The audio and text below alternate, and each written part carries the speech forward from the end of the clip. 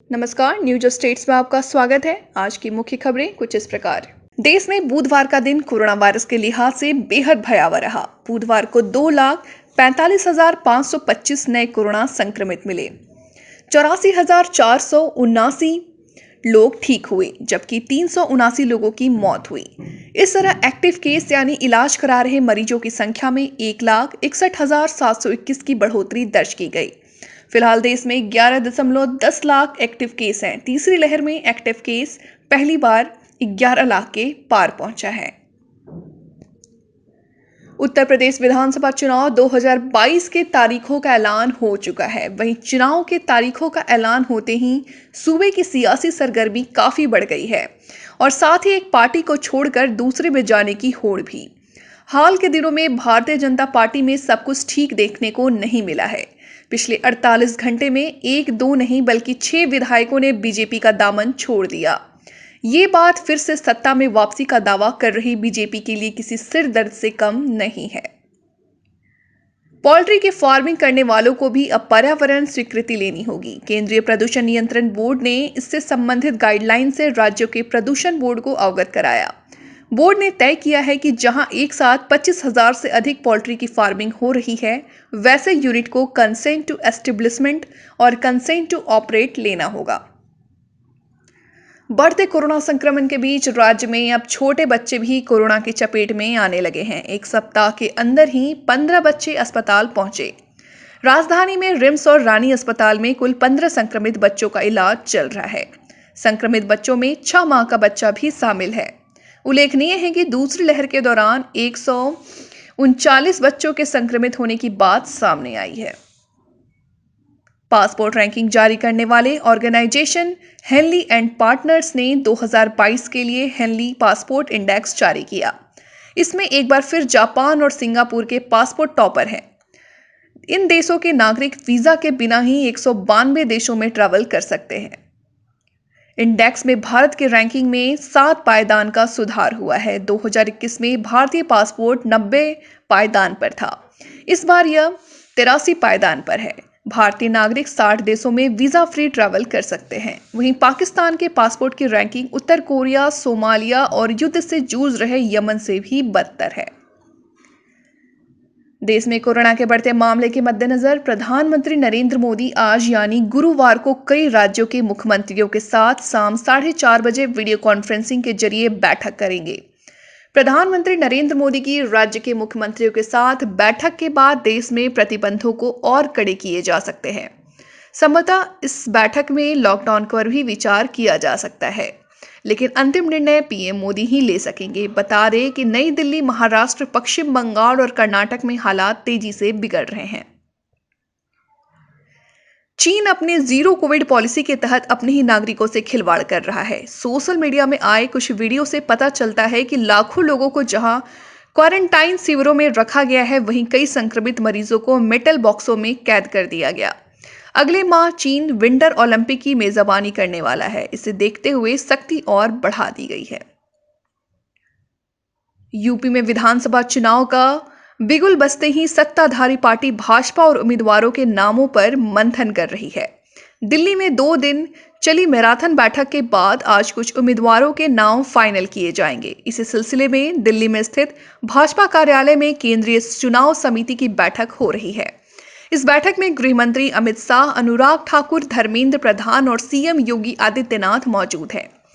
PM Modi, Bhajpa अध्यक्ष JP Nadda और रक्षा मंत्री राजनाथ सिंह वीडियो कॉन्फ्रेंसिंग के जरिए इस बैठक में शामिल होंगे। देश के सबसे लंबे इकोनॉमिक कॉरिडोर में एक है अमृतसर जामनगर एक्सप्रेसवे। भारतमाला प्रोजेक्ट के तहत पश्चिमी सीमा के पास निर्माणाधीन 1224 किलोमीटर लंबे इस कॉरिडोर का सबसे बड़ा पार्ट 636 किलोमीटर राजस्थान से गुजर रहा है। इसके अलावा पंजाब, हरियाणा, गुजरात को रोड से कनेक्ट करेगा, तो जम्मू कश्मीर, हिमाचल प्रदेश, लद्दाख के गुड्स का निर्यात सीधे होगा। ये देश का दूसरा 6 लेन एक्सप्रेस वे है, जिस पर इंटरचेंज या वे साइट के पास हेलीपैड बनाए जाने हैं। इसके लिए NHAI ने 20 से 25 साइट चिन्हित की है। मनरेगा की योजनाओं में पाबंदी के बावजूद मशीन का इस्तेमाल हो रहा है। मस्टर रोल में दर्ज मजदूरों में से औसतन 25% मजदूर की काम करते पाए गए। गुमला, धनबाद, गोड्डा और दुमका में तो मस्टर रोल के मुकाबले 3 से 10% तक मजदूर ही काम करने आते हैं।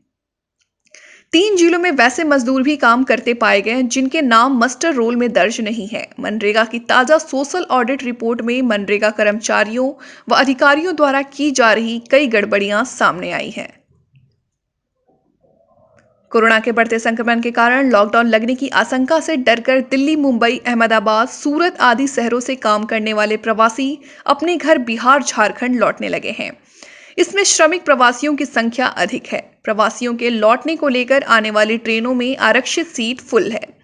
ट्रेनों में वेटिंग लिस्ट चल रही है। प्रवासियों ने बताया कि कोरोना फिर से बढ़ने लगा है, इसलिए काम छोड़कर आना पड़ा। अभी आने में सुविधा हुई है, लॉकडाउन लग जाता तो फिर मुश्किल होता।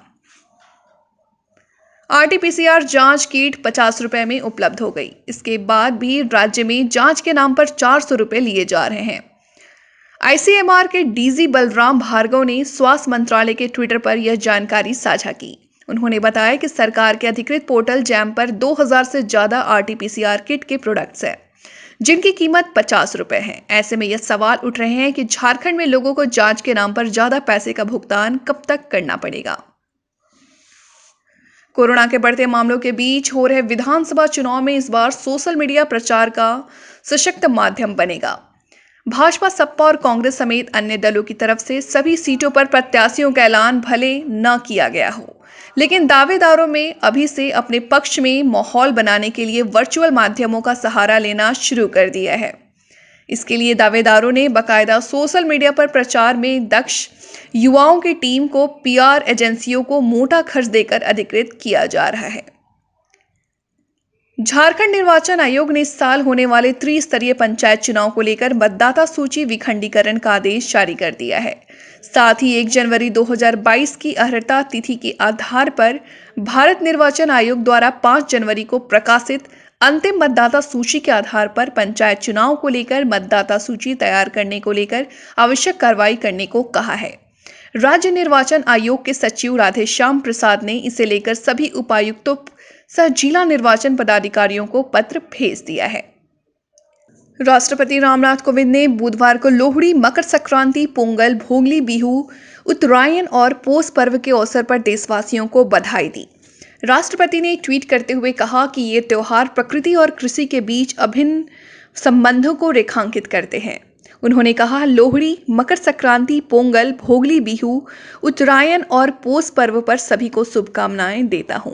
हमारे देश को परिभाषित करने वाली विविधता में एकता पर प्रकाश डालते हुए ये त्योहार प्रकृति और कृषि के संबंधों को रेखांकित करते हैं। मैं कामना करता हूं कि ये त्योहार सभी के लिए समृद्धि और खुशी लाए।